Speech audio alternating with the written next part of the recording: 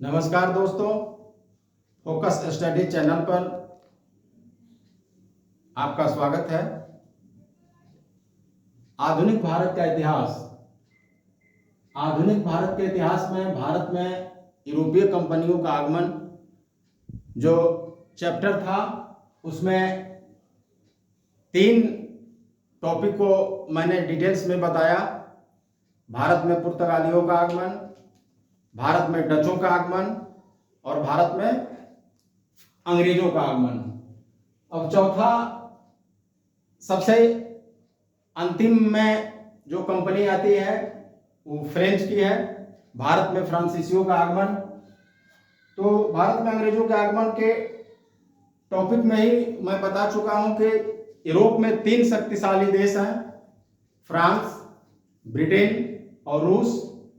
तो ब्रिटेन की कंपनी आ चुकी है, लेकिन फ्रांस की कंपनी लेट से आई। भारत के से जो व्यापार करने का जो इन लोगों का सिलसिला जो स्टार्ट हुआ, प्रारंभ हुआ था, उसमें फ्रांस की कंपनी लेट से आती है।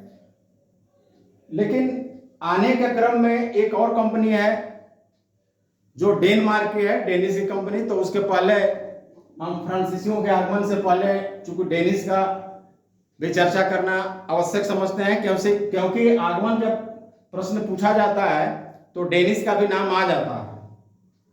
जैसे 1664 में फ्रांसीसी कंपनी का आगमन होता है, तो 1616 में डेनिश कंपनी का आगमन होता है, डेनिश।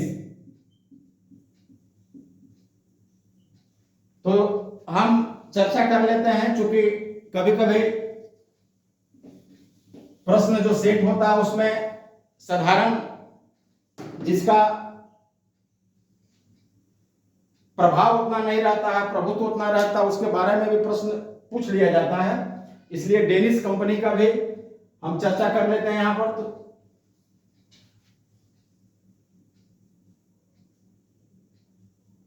डेनिश कंपनी जो यूरोप के डेनमार्क की है,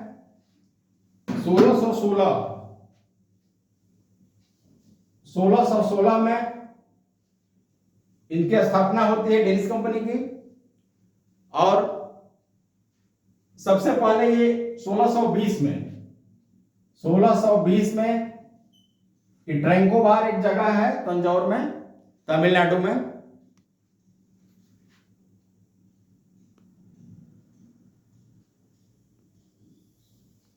ट्रैंकोबार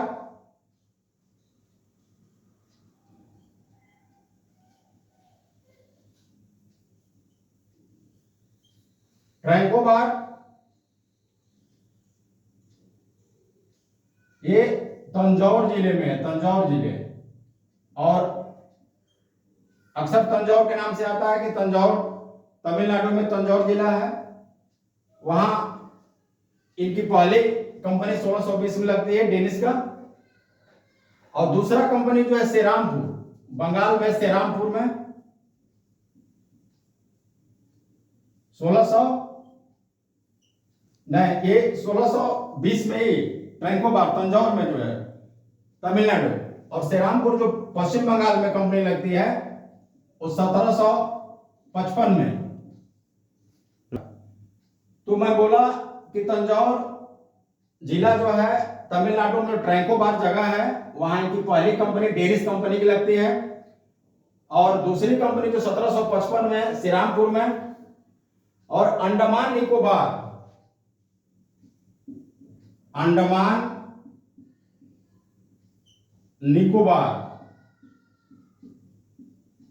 यहां एक ध्यान देने चीज है, ये है कि अंडमान में नहीं, निकोबार में ये अपनी बस्ती बसाते हैं। निकोबार, अंडमान में, निकोबार में, जो भारत से नीचे है, तो निकोबार में ये अपना बस्ती बसाए। 3 वो, ट्रैंकोबार, श्रीरामपुर और अंडमान नहीं, निकोबार में।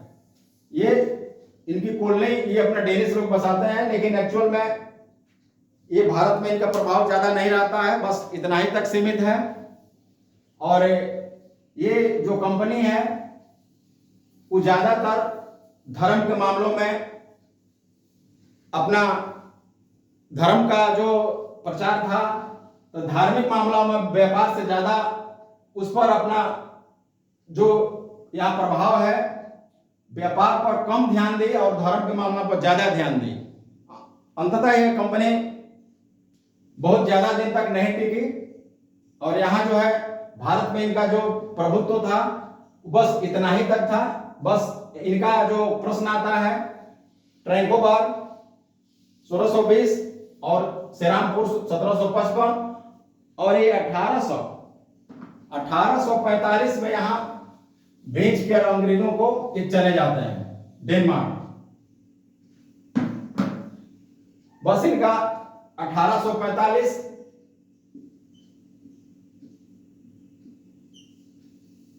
यही इनका बस यहाँ का इतिहास है भारत में। तो एक क्रम आता है कि सबसे पहले पुर्तगाली प्रश्न आ जाता है, तो उस पर हमको ध्यान देने की जरूरत है, क्योंकि अक्सर हम ध्यान देते हैं भारत में पुर्तगाली, उसके बाद डच, उसके बाद अंग्रेज, उसके बाद फ्रांसीसी, ये चार जो है शक्तिशाली कंपनी है जिनका प्रभुत्व भारत में रहा, लेकिन डेनिश का कम रहा। उसके बाद 1731 में एक स्वीडिश कंपनी आती है, उसका भी प्रभाव बहुत कम रहता है 1731 में। तो हम देख लेते हैं 1498 में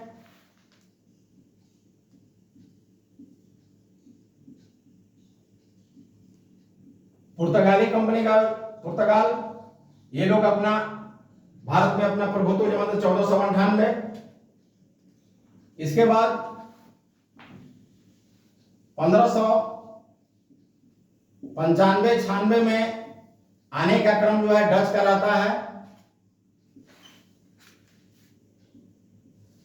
1600 ईस्वी में अंग्रेज और देखिए मैंने बताया 1616 Danish company, Danish east India company. यही गलत हो जाता है। इसके बाद अगर डेनिश को हम ध्यान नहीं दें तो यहाँ क्रम जो जब कभी भी क्रम आता है तो उसमें गलती होने की संभावना रहती है, इसलिए डेनिश को हमको जानना है। 1664 में फ्रांसीसी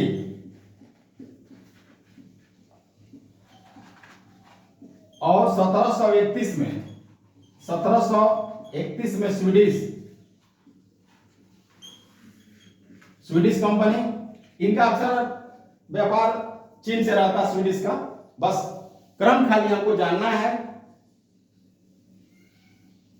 पुर्तगाली, डच, अंग्रेज, डेनिश, फ्रांसीसी, स्वीडिश, ये कंपनी आने का क्रम है। अब हम चलते हैं फ्रांस पर, देखते हैं फ्रांस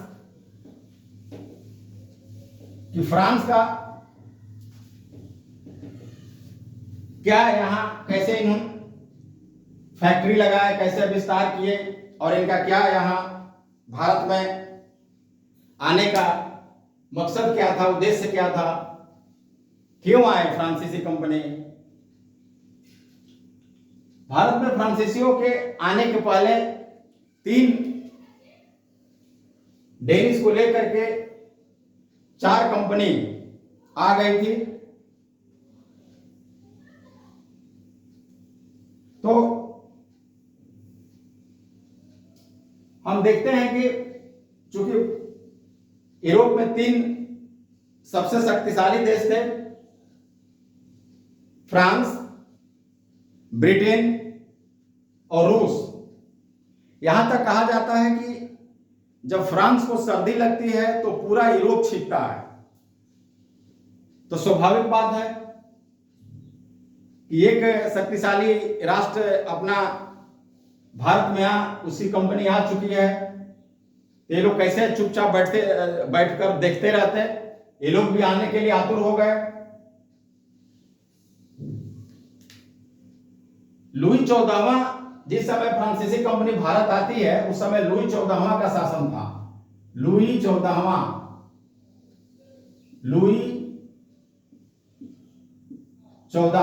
भारत फ्रांस में लुई 14वां का शासन था और इनका कहना था आई एम दी स्टेट, मैं ही राज्य हूं। लुई 14वां। इनका एक मंत्री है कोलबर्ट, जिसका नाम कोलबर्ट है।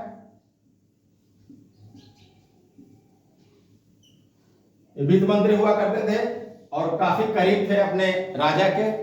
तो जाकर के राजा से बातचीत किए कि महाराज देखिए, भारत से पुर्तगाल, स्पेन, डच, अंग्रेज ये लोग व्यापार करके काफी लाभ कमा रहे हैं और हम लोग को भी चलना चाहिए, हमारे देश को भी यहाँ कंपनी का स्थापना करना चाहिए, बैठाना चाहिए ताकि हम लोग भी लाभ कमाएं। ये बातचीत के क्रम में अपना सवाल, अपना प्रपोजल रखते हैं लुई 14वां से। लुई 14वां भी इनके बात से सहमत हो जाते हैं और कहते हैं कि ठीक है, जब हमारे यूरोप के देश जो है जाकर के भारत से व्यापार करके अपना लाभ कमा रहे हैं तो हम लोग भी चले, तो क्या आपके मन में कोई प्रपोजल है? ये पूछते हैं कोलबर्ट से। कोलबर्ट ने कहा कि हाँ, मेरे मन में प्रपोजल है। तो बोले क्या प्रपोजल? बोले पहले हम लोग मेडागास्कर में जाते हैं, इसके बाद भारत से अपना व्यापार स्टार्ट करेंगे, प्रारंभ करेंगे। तो कहें ठीक है। तो 1664 में फ्रांसीसी ईस्ट इंडिया कंपनी की स्थापना होती है। इस फ्रांसीसी ईस्ट इंडिया कंपनी की जो स्थापना होती है तो इनका टेक्निकल नाम है the company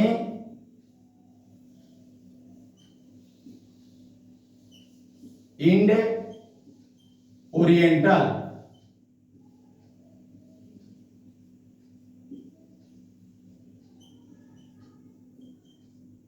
the company Ind oriental ये टेक्निकल नाम है। The company Ind oriental. और मेन चर्चा में हम लोग फ्रांसीसी ईस्ट इंडिया कंपनी कहते हैं। जैसे पूर्व के देशों से जो भी व्यापार हुआ, जो भी कंपनी आई, उसको सबको ईस्ट इंडिया कंपनी ही कहा जाता है, इसलिए फ्रांसीसी ईस्ट इंडिया कंपनी। और ये टेक्निकल नेम है द कंपनी इंड ओरिएंटल। तो 1664 में फ्रांसीसी ईस्ट इंडिया कंपनी का स्थापना हो जाती है। सर्वप्रथम ये अफ्रीका के बगल में एक है मेडागास्कर द्वीप, अफ्रीका महादेश का। अफ्रीका के बगल में जो मेडागास्कर द्वीप है वहां ये लोग आते हैं, लेकिन इनका वहां उपनिवेश नहीं बसता है, वहां सफल नहीं होते हैं। तो 1667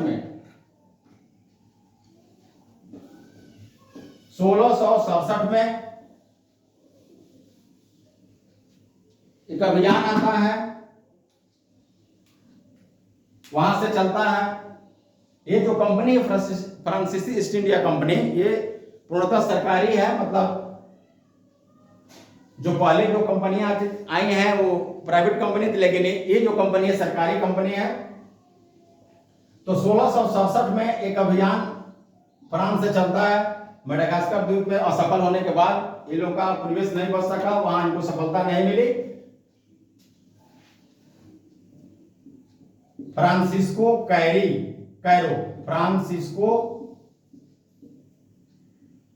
कैरो और इनको एक मिल जाता है ईरानी व्यापारी, इनके साथ ये ले लेते हैं। ईरानी व्यापारी का नाम है मरकारा।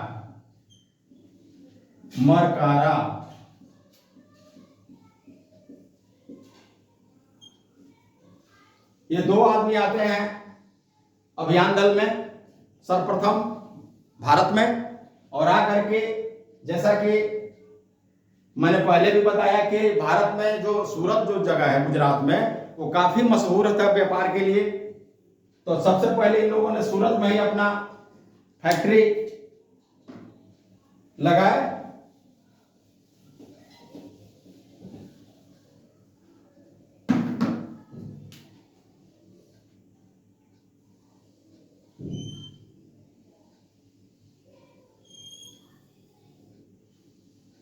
तो सूरत। सबसे पहले सूरत में ये अपना फैक्ट्री स्थापित किए। तो सूरत में पहले से डच भी बैठे हुए हैं, अंग्रेज भी बैठे हुए हैं, पुर्तगाली भी बैठे हुए हैं, लेकिन इनको सूरत के बारे में पता था, इसलिए इन्होंने सूरत में अपना पहला फैक्ट्री 1668 में लगाया। मतलब फ्रांसीसियों के पहला फैक्ट्री 1662 में सूरत। ये प्रश्न आता है, क्योंकि सब कंपनी के बारे में आता है कि अंग्रेजों की पहली कंपनी कहाँ लगी, अंग्रेजों की पहला फैक्ट्री कहाँ लगी, कोठी कहाँ बनाए अंग्रेज, डच कहाँ बनाए, पुर्तगाली कहाँ बनाए। उसी तरह फ्रांस के बारे में आता है कि इनकी पहले कोठी कहाँ बना। तो ये 1662 में सूरत। हालांकि सूरत में इनका दाल नहीं बनता है, क्योंकि सूरत में पहले से और कंपनी बैठी हुई है और वहां व्यापार में इनको खास लाभ नहीं होता है। तो ये लोग अब छटपटाने लगते हैं, दूसरे जगह पे हम लोग कोठी मतलब बनाते हैं, किला बनाते हैं। तो गोलकुंडा के राजा से ये लोग, जो गोलकुंडा के शासक हैं, वहां बात करने जाते हैं फ्रांसिस्को कैरो और मरकारा कि जिस तरह 1632 में अंग्रेजों को आपने एक फरमान देकर व्यापार करने के लिए जगह दिया, उस तरह हम लोग को भी कहीं जगह दे दीजिए ताकि हम लोग भी व्यापार करें। तो गोलकुंडा के राजा बोले कि ठीक है, और सब कंपनी आकर व्यापार करिए रही है तो वहां भी व्यापार कर सकते हैं, कोई दिक्कत नहीं है। तो इन्होंने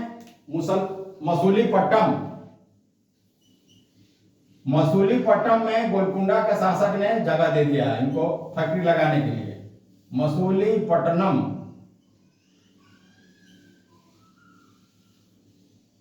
1669 में इनको जगह मिल गया मसूलीपट्टनम में, यानी दो इनका फैक्ट्री लग गया, एक सूरत में और दूसरा मसूलीपट्टनम में। मसूलीपट्टनम पहले भी मैं बताया कि आंध्र प्रदेश में है मसूलीपट्टनम, और काफी व्यापार के लिए चर्चित जगह है। सूरत भी चर्चित जगह है, तो दो जगह इनका लग गया।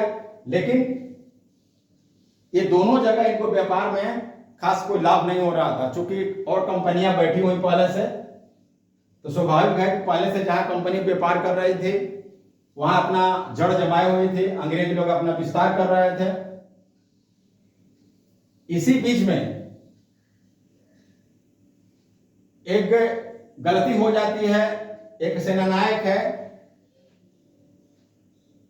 दी लाहे, फ्रांसीसी कंपनी का सेनानायक है दी लाहे। ये लोग जाकर सेंट थोमे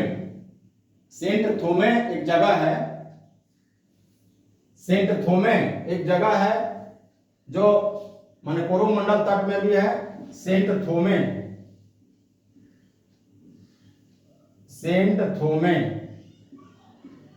में जाकर कब्जा जमा लेते हैं। वो गोलकुंडा का ही है जगह है, यही है सेंट थोमे में ये अपना कब्जा जमा लेते हैं। ये इनकी भूल थी, लेकिन इनकी मजबूरी भी थी। ये करते तो क्या करते, क्योंकि सूरत और मसूलीपट्टनम तो पहले से कंपनियां कर बैठी हुई हैं, अपने व्यापार में जड़ जमाई हुई हैं। तो सेंट थोमे में ये जाकर अपना अधिकार कब्जा जमा लेते हैं। तो सेंट थोमे जो कब्जा जमा है, तो ये डचों को पता चल गया। डच लोग जाकर जो गोलकुंडा के शासक थे उनको बताया कि देखिए आपने जगह दिया कि एक मसूलीपट्टनम आपका क्षेत्र का है, कि आपने जगह दिया कि चलो कम से कम ये लोग व्यापार करें, लेकिन ये आप ही के राज्य में सेंट थोमे को अपना कब्जा कर लिया उस पर। तो गोलकुंडा के जो शासक थे गुस्सा हो गए, कहे कि तो गलत है, हमने इन लोगों को बैठने का जगह दिया, ये लोग तो हमें के हमारे सिर पर चढ़ गए सब, तो ये तो गलत किया फ्रांसीसियों ने। तो यहां तक कि दोनों मिलकर, यहां ध्यान देने की बात है कि सेंट थोमे में जैसे कब्जा ये लोग जमाया फ्रांसीसियों ने, तो गोलकुंडा के शासक और डच, हमने बताया यहां सेंट थोमे है,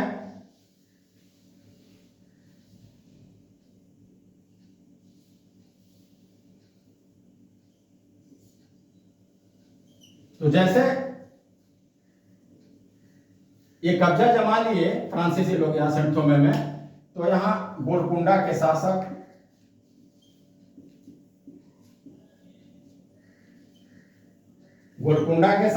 प्लस डच, ये दोनों मिलकर के हमला कर दिए फ्रांसीसियों पर, और हमला करके ये दोनों मिलकर हमला करके और जीत लिए फिर सेंट थोमे को फ्रांसीसियों से, और जीत करके फिर ये जो है सेंट थोमे डचों को मिल गया। यही इनका जो है डिटेल्स में कहानी यहां तक है। इसको कहानी के रूप में, क्रम के रूप में, सीक्वेंस के रूप में अगर इसको ध्यान देंगे तो डेट कोई कठिनाई नहीं है, अपने आप याद हो जाएगा सब।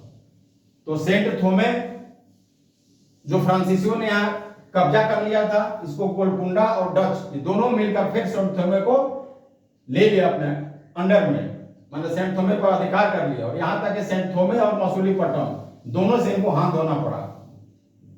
सेंट थोमे और मसूलीपट्टनम दोनों से हाथ धोना पड़ा फ्रांसीसियों को। तो ये 1672 की बात है। सेंट थोमे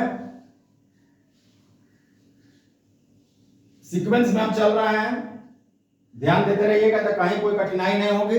और फ्रांसीसी भारत में कहां कहां अपना पैर जमा रहे हैं, कैसे कैसे अपना व्यापार के लिए जगह भारत में अपना ले रहे हैं, ये सब याद करने में कोई दिक्कत नहीं होगी।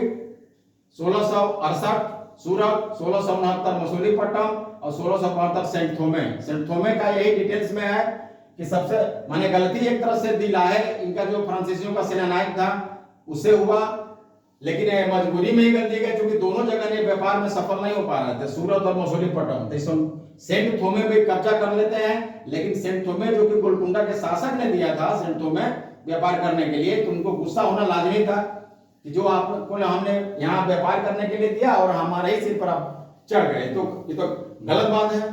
तो ये करके डच चाहते ही थे, कान भर दिए गोलकुंडा के शासक थे, तो डच और गोलकुंडा दोनों मिलकर के फिर सेंट थोमे को हथिया लिया।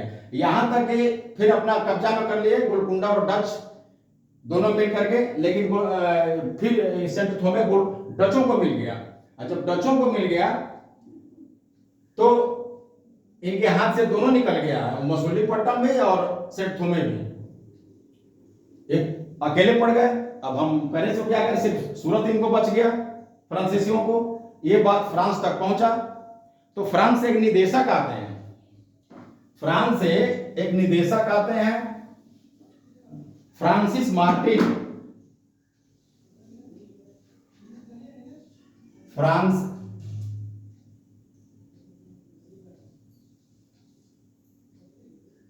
फ्रांसिस मार्टिन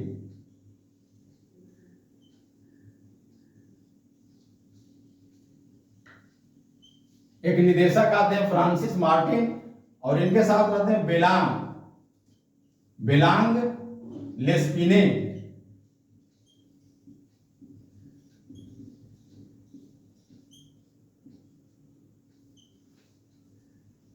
बेलांग लेस्पिने और फ्रांसिस मार्टिन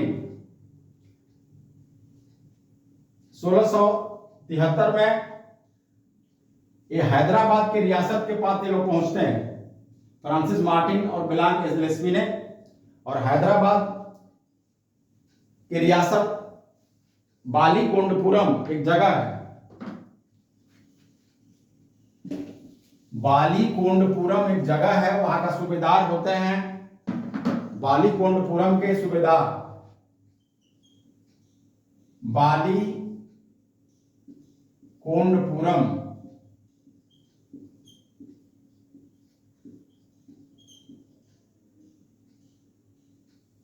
बालीकोंडपुरम के सूबेदार शेर खान लोधी। यहां का सूबेदार का नाम है शेर खान लोधी। इनके पास ये लोग पहुंचते हैं, शेर खान लोधी।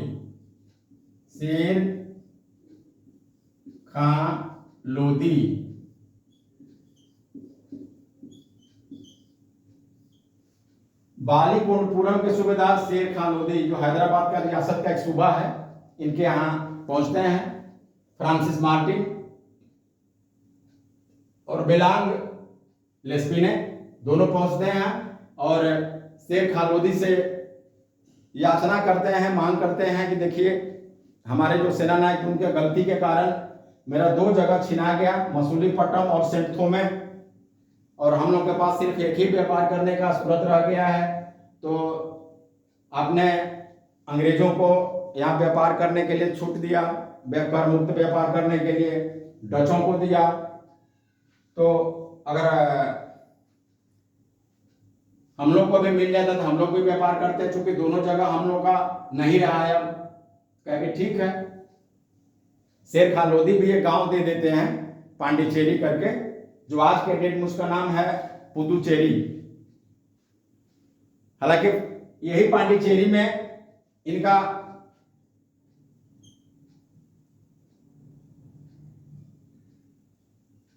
मुख्य केंद्र रहा फ्रांसीसियों का। पांडिचेरी में मुख्य केंद्र रहा फ्रांसीसियों का, और यहाँ के पहला गवर्नर, अगर प्रश्न आता है कि फ्रांसीसी कंपनी का पहला गवर्नर कहाँ के थे, तो पांडिचेरी, फ्रांसिस मार्टिन पहला गवर्नर, फ्रांसिस मार्टिन। और एक इनके बारे में एक और क्वेश्चन है, बहुत इंपॉर्टेंट है, कि भारत में पहला फ्रांसीसी साम्राज्य का समर्थक या फ्रांसीसी सत्ता का, फ्रांसीसी साम्राज्य का निर्माता या संस्थापक, भारत में फ्रांसीसी सत्ता का संस्थापक कौन था, तो फ्रांसिस मार्टिन थे। यही वास्तविक संस्थापक थे भारत में फ्रांसीसी कंपनी का, मतलब सत्ता का, फ्रांसीसी सत्ता का वास्तविक संस्थापक फ्रांसिस मार्टिन। और पांडिचेरी का पहला गवर्नर फ्रांसिस मार्टिन। ये इंपॉर्टेंट है, इसको ध्यान देंगे, याद रखेंगे, चूंकि अक्सर प्रश्न आता है। तो इनका पांडिचेरी में हो गया, मैंने यहाँ व्यापार करना शुरू कर दिया, इसको डेवलप भी किए, अच्छा खासा डेवलप किए, अंत तक पांडिचेरी रहा इनके नियंत्रण में। और यहाँ तक कि 15 अगस्त 1947 को जब हमारा देश आजाद हुआ, तो अंग्रेज को तो हम लोगों ने यहाँ से आजादी का आंदोलन चलाकर भगा दिए, लेकिन ये लोग रह गए थे, अभी भी रह गए थे 15 अगस्त 1947 के बाद भी। तो हालांकि बातचीत करके पांडिचेरी जो जगह है फ्रांसीसियों को छोड़ना पड़ा, बातचीत किया, मैंने भारत के हम लोग, हमारे देश के जो प्रधानमंत्री थे वो बात किए, और तो बातचीत से ये लोग चल गए 1954 में बातचीत करने के बाद ये लोग चले गए फ्रांसीसी लोग। लेकिन इतना हठधर्मी था पुर्तगाली सब कि पुर्तगाली जल्दी भाग ही नहीं रहा था भारत से। अब 1961 में हो गए, लेकिन ऑपरेशन विजय चला ना पारा। हमारे देश को पुर्तगालियों को यहां से भगाने के लिए ऑपरेशन विजय चलाना पड़ा, तब जाके पुर्तगाली भागे। लेकिन ये फ्रांसीसी जो है बातचीत से ही ये लोग चल गए, लेकिन 1954 में गए। ये इनका स्टेटस है, इनको जान लेना बहुत आवश्यक है। अब पांडिचेरी में ये लोग तो अपना डेवलप कर रहे हैं, व्यापार कर रहे हैं, लेकिन बगल में पुलिकट जो था वो डचों का किला था। तो पुलिकट में जैसा कि सोना का टकसाल था, लोग सिक्का डालते थे, तो पुलिकट में डचों का किला भी था, गोल्ड्रिया। ये लोग भी सोचते हम लोग का किला बना है, तो फोर्ट लुई का के पांडिचेरी में किला बना, फोर्ट लुई के नाम पर। जैसा कि हमने बताया कि लुई 14वां का शासन था, तो फोर्ट लुई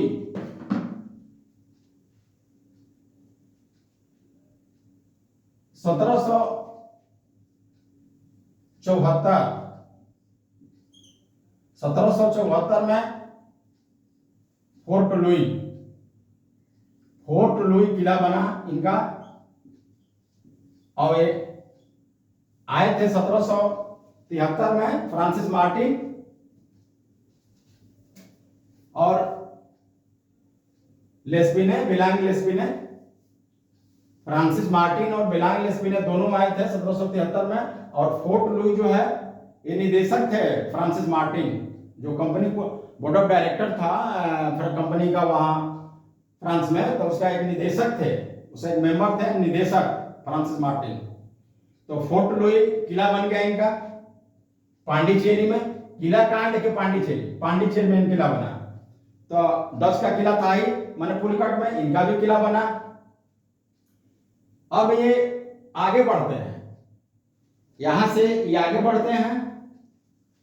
अब निकलते यहां से कि इनका पांडिचेरी में हो ही गया, सूरत में है ही। तो 1690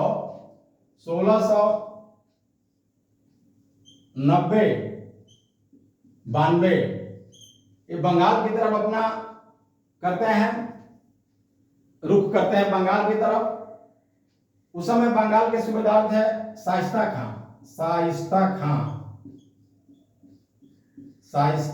खां। इनसे भी ये याचना करते हैं फ्रांसिस मार्टिन, बेलांग लेस्पिने की। बंगाल में अक्सर जो कंपनी हमसे पहले आई है उनका व्यापार चल रहा है, अगर हम लोग को इजाजत दी जाए, परमिशन दिया तो हम लोग भी व्यापार करते। तो शाइस्ता खां ने कहा कि ठीक है, आप लोग जब और सब कंपनी व्यापार करते आप लोग भी व्यापार करिए। तो चंद्रनगर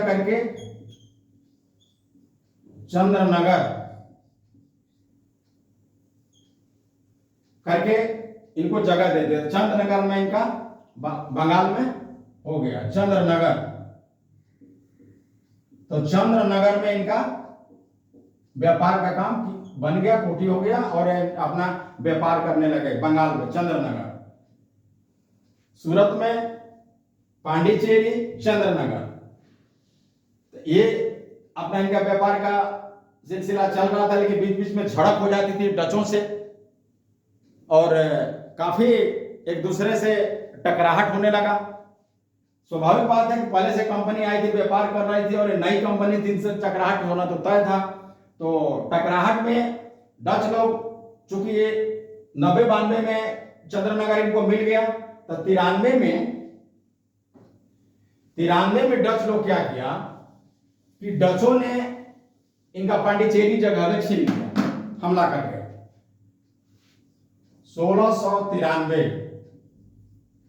1693 में डचों ने हमला करके इनका पांडिचेरी जो जगह है, ये पांडिचेरी जो जगह ये छीन लिया 1693 में। जब जगह छीन लिया, चूंकि यूरोप में भी जो युद्ध होता था उसका असर पड़ता था यहाँ भारत में, तो 1693 में पांडिचेरी जो है डचों ने छीन लिया। यहां लिख देते हैं 1693। ये 1693 में डचों ने पांडिचेरी जगह जो है छीन लिया। जब छीन लिया तो इनका मेन सेंटर हुआ करता था पांडिचेरी फ्रांसीसियों का। अब तो ये छटपटाने लगे कि अब तो हम लोग का मेन सेंटर था ये डचों द्वारा छीन लिया गया।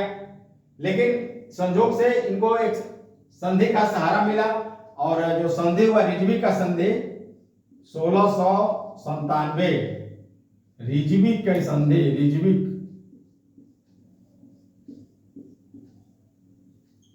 इसको ध्यान देंगे क्योंकि रिजविक की संधि आता है कि रिजविक की संधि किनके किनके बीच हुई, तो डचों और फ्रांसीसियों के बीच हुई। 1697 में जो रिजविक का संधि हुआ, इससे इनको मिल गया पांडिचेरी फील्ड, माने हाथ से गया हुआ पांडिचेरी फ्रांसीसियों के हाथ से गया, जो चला गया था, डचों ने छीन लिया था हमला करके, वो फिर रिजविक की संधि से मिल गया।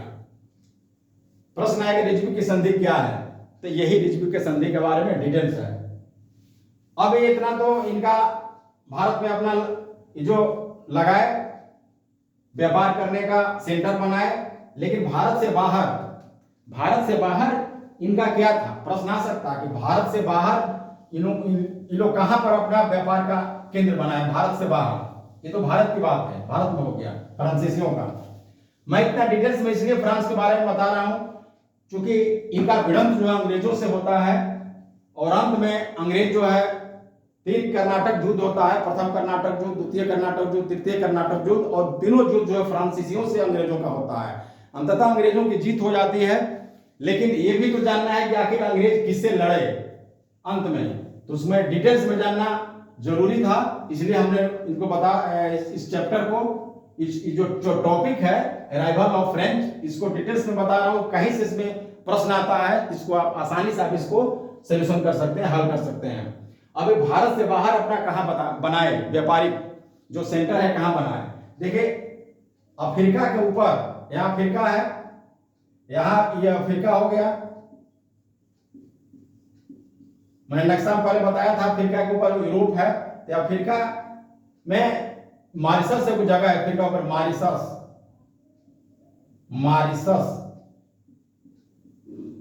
मॉरिशस देश में इन्होंने अपना व्यापारिक नगर बसाया। मॉरिशस में, भारत से बाहर मॉरिशस में इसका कनेक्शन जुड़ा हुआ है। जब कर्नाटक युद्ध होगा तो मॉरिशस का सूबेदार जो है वहां उस युद्ध में सम्मिलित होगा, इसलिए मॉरिशस को ध्यान रखना जरूरी है। और ये मॉरिशस जो जगह है, कब इनका कब्जा में आता है? 1721 में, 1721। देखिए 1721 में मॉरिशस जो है इनके कब्जे में आ जाता है। मॉरिशस के बाद एक केरल में है माहे एक जगह है, यहां 1725 में। देखिए 21 में मॉरिशस, 25 में माहे केरल में, और यहाँ एक कराईकल जगह है तमिलनाडु में कराईकल जगह, कराईकल यहां ये अपना सेंटर खोलते हैं 1739। माने कराईकल में, देखिए यहां लिख देते हैं इसको कराईकल में 1739। इस तरह ये भारत में अपना व्यापारिक सेंटर स्थापित करते हैं। माने 1664 कंपनी की स्थापना हमने बताया 1664, और 1739 तक अंत में ये कराईकल करते हैं। इसके बाद यहीं तक नहीं, इनके जो आगे बढ़ने का जो अपना सिलसिला है, तो व्यापार कर रहे हैं। अब इनका धीरे धीरे साम्राज्य की तरफ रुख करेंगे फ्रांसीसी कंपनी। जब साम्राज्य की तरफ रुख करेंगे तब इनका भिड़ंत होगा आगे अंग्रेजों से, और अंग्रेजों से जब भिड़ंत होगा तो उसी में 3 कर्नाटक युद्ध होता है, जो बाद में हम इसके टॉपिक के बाद हम डिटेल्स में उसको बताएंगे। क्योंकि तीनों कर्नाटक का जो युद्ध होता है, वो तीनों कर्नाटक का युद्ध फ्रांसीसियों से अंग्रेजों से होता है, और उसमें एक कंफ्यूजिंग वो पार्ट है तीनों कर्नाटक का युद्ध। अक्सर विद्यार्थी उसको छोड़ दिया करते हैं कि उसमें कौन किससे लड़ा, किसकी जीत हुई, किसकी हार हुई, थोड़ा कंफ्यूजन पैदा करता है। लेकिन उस तीनों कर्नाटक के युद्ध को मैं इस तरह सरल बनाकर यहाँ डिटेल्स में आगे हम उसको बताएंगे कि आपको हमेशा उसको याद रहेगा और कभी आप भूलिएगा नहीं। इसलिए ये भारत में फ्रांसीसियों का जो आगमन है वो डिटेल्स में हमने आज इस टॉपिक को डिटेल्स में चर्चा किया। और जो मैंने यहाँ तक इसको बताया कि अब ये 3 जो देश थे, ये फ्रांसीसी और फ्रांस जो था, ग्रेट ब्रिटेन और रसिया, तो आगे जो होगा ये फ्रांसीसियों से और अंग्रेजों से भिड़ंत होगी 3 कर्नाटक युद्ध में। प्रथम कर्नाटक युद्ध, द्वितीय कर्नाटक युद्ध, तृतीय कर्नाटक युद्ध, और तीनों कर्नाटक युद्ध का मैं आगे उस टॉपिक को चर्चा करूंगा, डिटेल्स में चर्चा करूंगा, और इतना सरल उसको मंत्र तरीके से हम चर्चा करेंगे कि हमेशा वो जो याद रहेगा। उसमें कोई भी क्वेश्चन आता है उसी में वांडीवास का युद्ध आएगा, अंबूर का युद्ध आएगा। चूंकि ये दोनों जो है यूपीएससी में प्रश्न पूछा गया है कि अंबूर का युद्ध क्या था, वांडीवास का युद्ध क्या था। ये 3 जो दोनों युद्ध है, ये तीनों कर्नाटक युद्ध में आता है। और उसमें एक फ्रांस का गवर्नर जो डुप्ले, बहुत महत्वाकांक्षी व्यक्ति डुप्ले आते हैं भारत में, और अंग्रेजों और फ्रांसीसियों से भिड़ंत होती है। उस भिड़ंत के बारे में जो तीनों कर्नाटक युद्ध है उसका मैं आगे चर्चा करूंगा। आज क्लास में इतना ही, फिर अगले क्लास में, तब तक के लिए धन्यवाद।